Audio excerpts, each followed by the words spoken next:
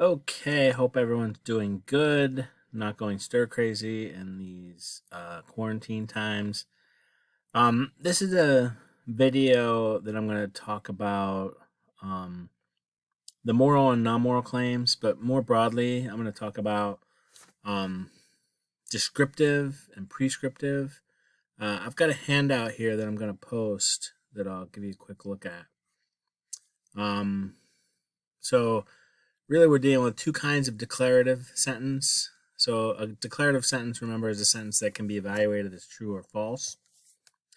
So a descriptive declarative sentence is a claim about how the world actually is.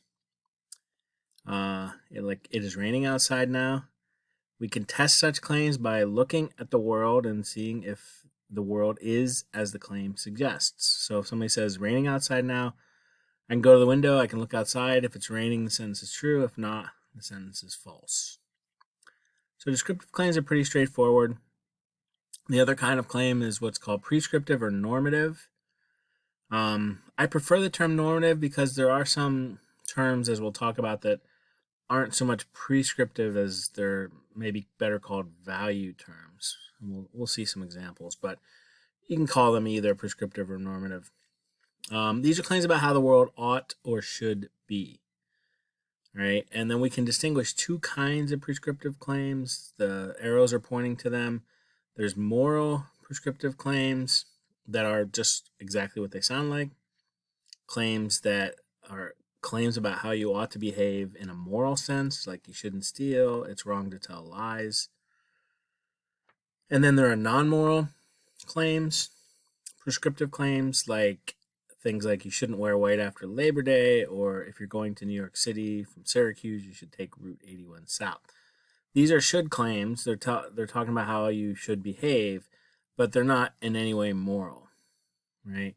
So how do you tell the difference? Well, if you don't follow the moral ought, you're doing something that's morally wrong, and you would be morally blameworthy. So if you steal, you're breaking the rule, you shouldn't steal, and you would be held morally responsible for that. But for prescriptive claims that are non-moral, if you don't follow the ought, if you don't follow the prescription, it's not a moral failing, right? So if you go to New York City by driving on some other back road, you've disobeyed the should or ought in this claim, but you haven't done anything morally wrong. So again, a key difference between these two kinds of claims, and by these two I mean descriptive and prescriptive or normative, right? With the prescriptive, as we already said, with descriptive, there's an easy way to test them, right? If it says it's raining out, you go to the window, you look outside, see if the world matches the claim. With prescriptive claims, however, there's no easy way or no similar way to test them.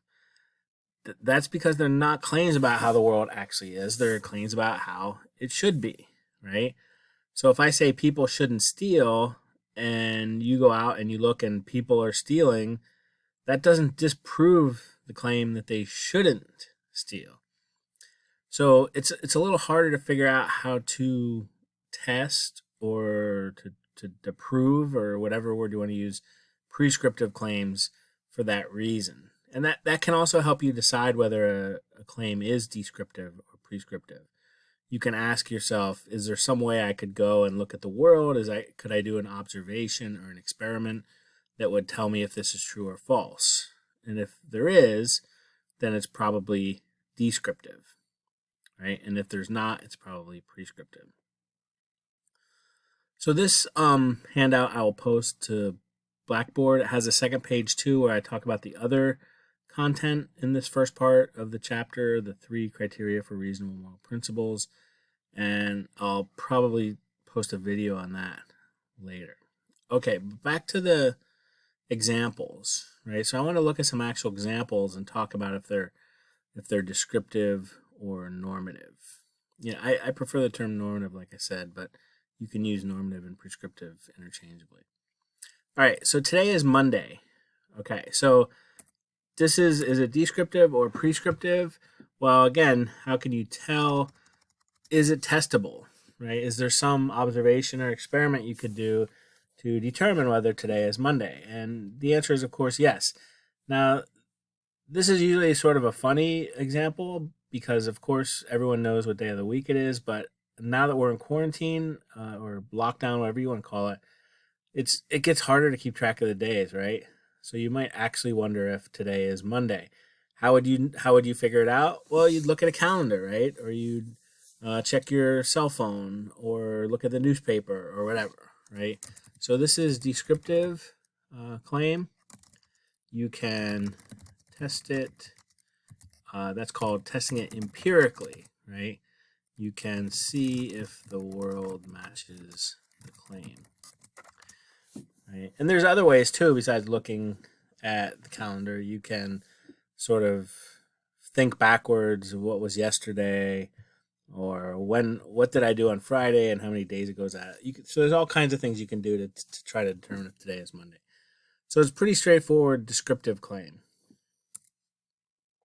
Oops. Earth is a sphere. Again, if you think, is this descriptive or normative? Again, there's a couple kind of tests you can make. I mean, descriptive pretty straightforwardly describes the world or some aspect of the world. And that's pretty much what this is doing, right? This is describing the shape of the Earth. So again, we want to say this is descriptive. And again, we could test it. I mean, not easily, from our chairs, but we could look at pictures, right? And we could do the kinds of experiments that people did when they first figured out that the Earth is a sphere. You look at the Earth's shadow on the moon during an eclipse. You look at how ships appear gradually over the horizon. All these things. Now, a lot of people, people used to believe like Columbus discovered that the Earth is a sphere, but actually the ancient Greeks had figured it out, in BC. So they figured it out long ago, and they figured it out by doing observations, experiments, etc., which again is evidence it's a descriptive claim instead of normative. All right, now number 3, you should shake hands when meeting someone for the first time. This is advice that we obviously wouldn't take these days. In fact, we're given the opposite advice. You should not shake hands with people. But a giveaway, a real strong indicator of a normative claim is that word should, right? So you should shake hands with someone. That's not describing how the world is, right? That's talking about how the world ought to be. So this is a normative claim. And with normative claims, we should ask if they're moral or non-moral. And for the shaking hands one, it's generally considered, especially nowadays, again, it's not really a moral issue. It's more of a health issue, right? Or, maybe you're in a different country where shaking hands isn't a convention that people follow, right? We don't think, if this culture, if they don't shake hands, they're not moral, right? It's a normative claim, but it's not moral because if you don't obey it, you haven't done something morally wrong. All right, number 4, helping grannies across the road is good. Now, there's no explicit should in this one, but notice this term good, right? Good is a word that often hides a should or an ought, right? Because think if somebody tells you helping grannies across the road is good, they're basically telling you that you ought to do it or that people ought to do it, right? So to say something is a good thing to do is just another way of saying that you ought to do it. So moral terms like good and right and moral are generally implicit ought statements. They're statements about how you ought to behave. So this one's definitely normative. And we do typically think about helping others like this as moral kinds of claims, right? So if you help someone across the road, you've done a good thing.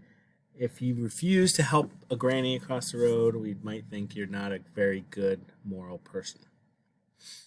So number 4, we count as normative and moral. All right, so number 5, before forming your beliefs, you should gather as much evidence as you can. Again, there's that giveaway word, should, which is in most cases going to mean that you're looking at a normative claim. There might be some exceptions, but most cases should equals normative. Now, what about this? Is it moral or non-moral? It's about how you should form your beliefs, right? And so we don't typically think about rules related to how you form your beliefs as moral, right? So this one is non-moral. In fact, this is called in philosophy an epistemic value. So if you remember back at the beginning of the semester, we talked about the branches of philosophy. One of them was epistemology. It's about related to knowledge. So this is a value related to how we acquire knowledge. It's not a moral value. So normative but non-moral. It's normative because of the should, but it's non-moral because if you break the rule, you're not doing something immoral. All right, number 6, an increase in carbon dioxide emissions is causing the earth to get warmer. This is a claim about how the earth is, right? Carbon emissions are causing it to get warmer. So again, claims that describe how the world actually is are descriptive claims, right? So this one's descriptive. And again, if you think of it in terms of like testing, there's a way we could test this claim, right? And people are doing this all the time, right? They measure the temperature, they measure how much carbon is going into the atmosphere, and they argue that the one is causing the other to go up. Descriptive then, it's claimed about how the world is. It's testable by empirical means. Number 7, we should reduce carbon dioxide emissions. Again, there's your word should, which means normative. Is it moral or immoral? Well, this is an interesting one because for the most part we would say this is non-moral, but some environmentalists might argue that this is actually a moral ought, and that if we continue to use carbon dioxide or cause carbon dioxide emissions, we're doing something immoral. And it sort of illustrates the point that there's not a real clear, bright dividing line between moral and non-moral issues, right? There might be disagreement. Now, for the most part, we don't think people who drive cars, we don't curse them as immoral for driving a car and causing carbon dioxide emissions. But who knows? Maybe someday we will, or maybe even now some people do. All right, number 8, Beyonce is a good person. Now, again, I said the word good here usually or often hides a should or not. In this case, it's hiding the should or ought that people ought to behave like Beyonce. Right? When you call someone a good person, you're generally implying that that's how people ought to behave, right? And usually when we call someone a good person, we mean that in a moral sense, like they have good moral character. Now, it might be different if you said like Beyonce is a good singer, right? Because it would still be normative because you're still implying that that's how people should sing, but it wouldn't be moral because being a good singer isn't a moral characteristic, right? There's plenty of good singers who are horrible moral people and plenty of bad singers who are perfectly moral. So good person generally has moral connotation, like you're a good moral, you have good moral character. But good singer doesn't necessarily have the same implication. Number 9, this is the last statement. It's describing, right? So it's descriptive. It's obviously false since it's not the last one, but it's testable, right? You can look and see. Does another statement come after this? And if so, then the statement is false. So it's descriptive because it describes and because you can test it. And now number 10, which really is the last statement, 2 plus 2 is 4. This too is the descriptive. Right? It's describing some aspect of the world, that if you have 2 things and you put it together with 2 other things, you get 4 things, right? There's not an ought or a should implied by that mathematical equation. All right, so I hope this gives you some practice. I didn't want to use the ones from the homework because they're all assigned, but hopefully this will give you some idea of how to do the exercise in the text.